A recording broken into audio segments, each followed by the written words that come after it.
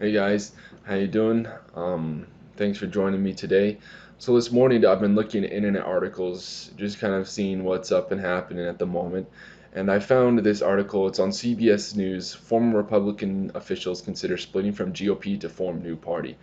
And I thought this was an interesting topic. So this isn't this article is talking about isn't what has we've been hearing about off and on, kind of the new Trump party that people have been trying to get together. This is actually an anti-Trump party. So it says Reuters first reported that dozens of these party faithful are in talks to form an anti-Trump third party. So this isn't the Trump party people have wanted. This is actually an anti-Trump third party, and beginning a third party would be kind of difficult, whether this is a pro-Trump or anti-Trump, whether it's pro-populist, anti-populist, however you want to describe it here.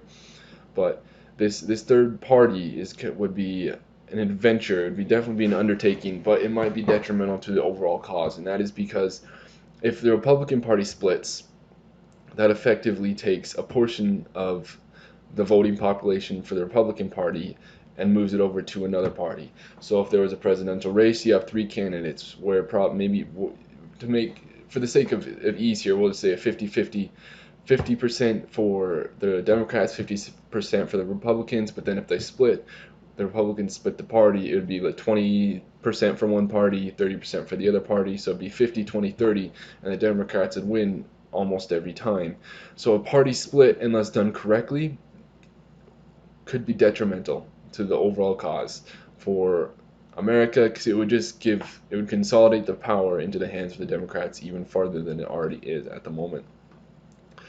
Um, but will it happen? No, I don't think it will, because the two-party system is so entrenched in our politics that it would take a miracle. It would take an absolute miracle for a third party to actually become a reality. Um, and the Democrats are in power right now, so it would not be beneficial for the Republicans to split anything up because they would just lose more power. The Democrats have all three houses. They have Congress, Senate, and the presidency. But even with all that power that they have, they still don't get anything done. In fact, what they have pushed through has just been radical garbage. And then they also introduced a bill, HR 44. This one's hilarious. So if you haven't heard about it yet, HR 44 is a bill to ban twice impeached presidents from burial at Arlington National Cemetery. So there's never been another president except for Trump that's been twice impeached. Not one. So this whole bill, HR 44, all the time and all the headaches that they expended just writing the bill, getting the bill together, has all been to target one person, and that's Trump. Nobody else has been impeached twice, not one person. So even when Democrats have all the power, they've consolidated all the legislative power, they still are doing absolutely nothing. I mean, they're pushing forward is absolute garbage. This whole bill might as well just say, we don't like Trump. Orange man bad. HR 44. Um, Government right now is just garbage on both sides of the party. Trump, I think, he was kind of a lighthouse, and he showed us what the government actually was like, how the government is actually run, how corrupt and garbage it is, how big the swamp actually becomes. And Trump, he did a lot of good things. I feel like he kept most of his campaign promises. He did some bad things. Probably the one that comes to memory, the first, is his executive order on bump stocks, his ban on bump stocks. I don't think that's constitutional. I think that was an infringement of the Second Amendment, and he used the executive order, in such a way that I don't think it was meant to be used. Biden is doing the same thing, where he's just signing an insane amount of executive orders, and then once he's done signing his executive orders, they just go put him back in his bed, tuck him in until they need another executive order signed, and then they pull him back out so he can sign that. But anything that actually happens, what the Congress is actually doing right now is they're just pushing forward absolute bullcrap, absolute bullcrap. The government is just it's just not working the way it's supposed to. Biden, he promised $2,000 checks to everybody, and I feel like that's probably a large reason why a lot of people voted is because he promised free money, through free $2,000 to everybody that voted. During a Monday rally in Atlanta, Biden said, this is talking about the Georgia runoffs. During a Monday rally in Atlanta, Biden said the payment would go out the door immediately if Jon Ossoff and Reverend Raphael Warnock win the state's U.S. Senate seats, saying their victories would put an end to the block in Washington on approving the $2,000 payments. So before this Georgia Senate runoff, the Democrats, they had control of the Congress and the presidency, but their victory in the Senate was still up in the air. They needed both Jon Ossoff and Reverend Raphael Warnock to win to split the Senate 50-50. Because before that, Republicans were in control. They had 50 seats, Democrats had 48, and so if they got both Jon Ossoff and Reverend Raphael Warnock in, then the Senate would be split 50-50. And what happens when the Senate is split 50-50 is the vice president gets a vote, Kamala Harris. So thus it would tip the balance of power towards the Democrats. But this has happened January 5th, and I mean, Biden has been able to just write an insane amount of executive orders, so why hasn't he signed an executive order for the $2,000 checks? Or why hasn't Congress written up legislation, passed it through the Senate, and then through the executive branch, and they have $2,000 checks out the door in no time? But they're not going to do that. And the reason I don't think they're going to do that is because Joe Biden just says whatever he wants to say. And when he says it because he thinks it makes him look better or the opposition look bad. A couple days ago, Biden was on television. He was doing an interview, and he said that they didn't have the vaccine when he was entered office, which is absolute bullcrap. That he had a shot of the vaccine before he entered office. So Biden, he'll just say things. I don't know if he's all the way mentally there, which is really sad, but he'll just say whatever comes to his mind that makes him look better or makes his opposition look bad. And I don't really agree with the $2,000 checks, with technically any amount of money being just sent to the American citizen. The way I see it is the government shouldn't be funneling money to the American citizen. If the American citizen needs money, then they should just be taxed less. Same thing with the $15 minimum wage. The government shouldn't mandate how much people are paid. What they should do is people are hurting, businesses are hurting, then they should be taxed less. The government shouldn't give more money and then shouldn't give them money and then pull taxes out of that money. It doesn't make any sense at all. But the government right now it's just not functioning the way it should be at all. The government has way too much power. They have too much power to just legislate and rule over our lives. It's almost becoming tyrannical at this point. So this website is on American Council on Science and Health. This is a website about COVID and the infection fatality rates by sex, age, and group. So I was looking at this morning, just interested what COVID compared to the flu was like. So the flu has an infection fatality rate, or case fatality rate, whichever way you look at it, CFR or IFR, has, we'll just go with infection fatality rates. But COVID has an infection fatality rate of less than the flu until you hit until you exceed the age group of 35 to 39. So the flu infection fatality rate is anywhere from 0.1% to like 0.06%, depending on what age group and what study you're looking at. But COVID has comparable infection fatality rates. For men, it's a little more infectious, a little more fatal. For females, it's not. I don't know exactly why that is. I haven't looked into that yet, but I do know that for different ethnicities, it can also be more fatal and more infectious. But not until we exceed the age group of 40 to 44, do we actually see comparable.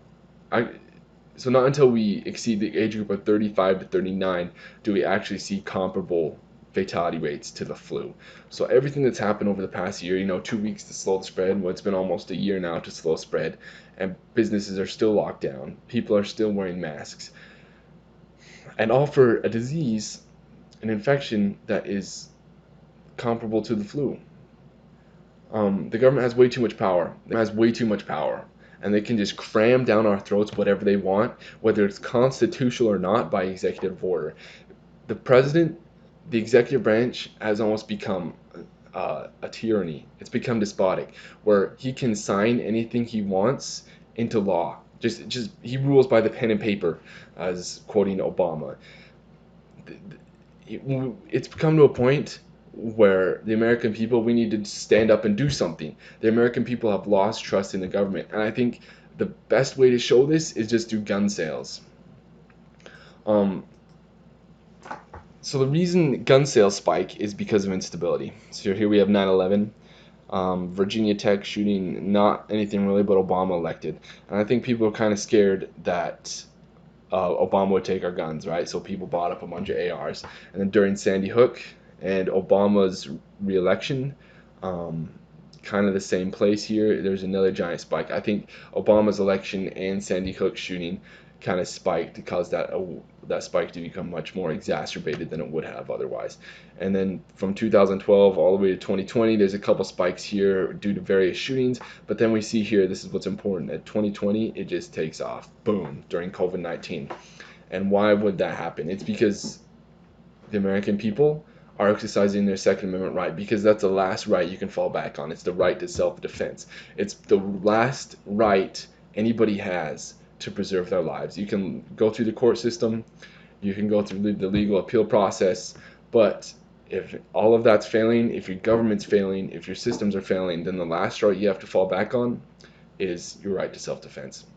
And I think people realize that more and more as their trust in government, as their trust in police, as their trust in all the institutions of power that we used to rely on to protect us are becoming more corrupt and are failing more day by day. And another graph we have here, this is from January 2019 to August 2020.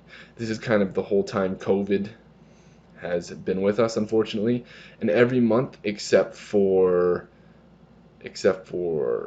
this thing out of the way, except for May, June, and July, gun sales have been up over 1 million every single month, which is absolutely crazy. I know most of my friends, with the stimulus money they got, they went and bought guns. Every time they got that money to their bank account, they bought a different gun. They bought some ammo or bought a gun. And I think a lot of people have been doing that, actually. And so the light blue here is for handguns. Dark blue is for long guns, rifles, and then the other, I do believe, is shotguns or other weapons that don't fall under the classification of handgun or long gun. But it's promising. It shows that the Second Amendment is being exercised in such a way that it's never been exercised in history. I mean, 2 million guns, 2.5 million guns, almost 2.6 bought in a single month alone. That's good. I think it's showing our government and it's showing other people that we still believe in the Second Amendment. We still believe that we have the autonomy. We still believe that we have the freedom to truly govern ourselves, to protect ourselves, and to fall back on ourselves when the time matters. And the time matters more now than it has ever before. What matters now is we have to bring it down to the micro. The macros failed us. The government's not doing what it should be. It's not focused on the citizen. It's not government by the people or for the people anymore, I do not believe, in my personal opinion. So what was so great about the Constitution is it insulates the states from the federal government to a certain degree. And so that's where it matters now. We had to focus on our states. States like California and New York, I'm sorry for you guys, that kind of sucks. But your state's kind of screwed. But other places, I'm pretty blessed, I guess. I live in the Western United States, not California, but the state I live in is pretty good. Still very, very conservative, and so that's where we need to focus. We need to focus on our states, and then down to our communities and down to our families.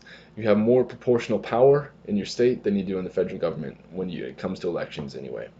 Who your governor really matters. That's shown. We've seen that more than ever during COVID, which we can thank Trump for, that he didn't step in, create a task force, and take over the power of the governors. He's let the governors run the show, and then when the governors need help, he's helped them, and that's good. That's how it should be. The governors should have the power of the state, and then the federal government should have power over all the states. Not extreme power, not a lot, not a ton of power, but they should still have some power for the protection and defense of the country as a whole. But the states are where it matters. The communities are where it matters, and where our families are where it matters. So do what you can on the local level, on the micro level, and hopefully those small changes at a lower level will influence the higher levels. And if not, then at least we'll have some insulation from the failure of the macro systems. Thanks, guys. Have a good day. We'll see you later.